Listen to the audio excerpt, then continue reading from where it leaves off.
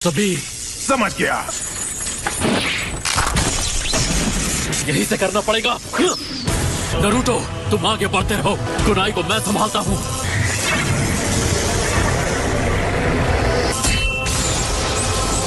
कामुई, ये बहुत स्ट्रॉन्ग है, मेरे सारे अटैक्स फेल हो रहे हैं। लेकिन एक सेकंड। सुनो ककाशी, क्या तुमने वो देखा? हाँ, उसके मास्क में क्रैक आ गया है। अब ऐसा लग रहा है कि शायद हम उसे हरा पाएंगे। तो फिर यही जारी रखते हैं। हाँ ठीक है। मेरे हिसाब से उस क्रैक की वजह कोई शार्प ऑब्जेक्ट होना चाहिए। मुझे नहीं लगता उसके मास्क में क्रैक नरूटो के अटैक की वजह से हुआ है। मैंने कभी नहीं सुना कि कामुई को रोका जा सकता है।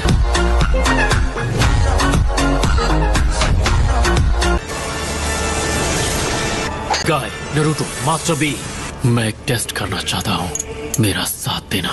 तैयार हो जाओ। ठीक है।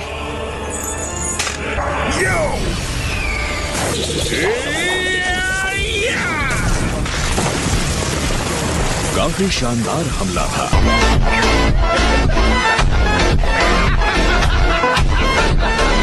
ये कैसा रहा? ये अब मेरे हुए। रासेंगान! अब तक समझे नहीं कि इसका कोई फायदा नहीं।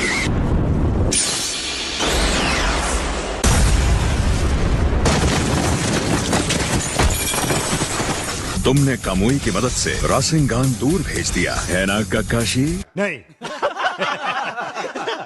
मुझे लगा था तुम्हारे पास दो अलग jutsu है, एक जिससे तुम अटैक करते हो और दूसरा जिससे चीजें तुम्हारे आर पार जाती हैं, लेकिन नहीं, तुम्हारे पास सिर्फ एक ही jutsu है, जिस jutsu को इस्तेमाल करके चीजों को अंदर खींचता है और वो जिससे चीजों के आर पार जाता है। दोनों ही ट्रांसपोर्टेशन टेक्निक है। पहला अटैक जब उस पे कुनाई नाइफ से हुआ और दूसरा जब रासेंगान से। दोनों ही अटैक्स को मैंने कामुई से टेलीपोर्ट कर दिया था।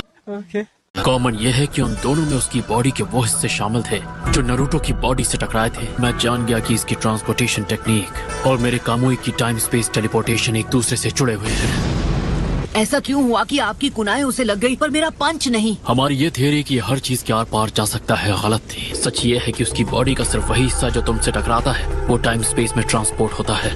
तकरीबन उसी वक्त मैंने अपने कुनाई नाइफ को टाइम स्पेस में टेलीपोर्ट कर दिया था। मेरे कुनाई ने टाइम स्पेस के अंदर जाकर उसके मास्क को चीर दिया।